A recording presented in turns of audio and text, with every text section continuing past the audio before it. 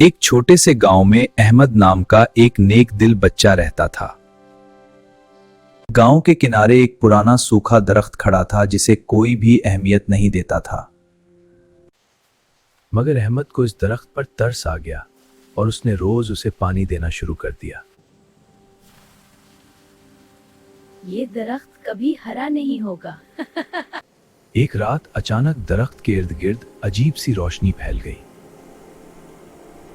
अगली सुबह अहमद ने देखा कि वो सूखा दरख्त अब हरा भरा और जादुई बन चुका था। अहमद, तुमने मेरी मदद की है, इसलिए अब मैं तुम्हारी मदद करूंगा। चंद दिन बाद अहमद की मां बीमार हो गई और घर में इलाज के पैसे भी नहीं थे। दरख्त ने अहमद को एक सुनहरा जादुई फल दिया। जब अहमद की मां ने वो फल खाया तो वो ठीक हो गई। तब सबको समझ आ गया कि नेकी का बदला हमेशा मिलता है।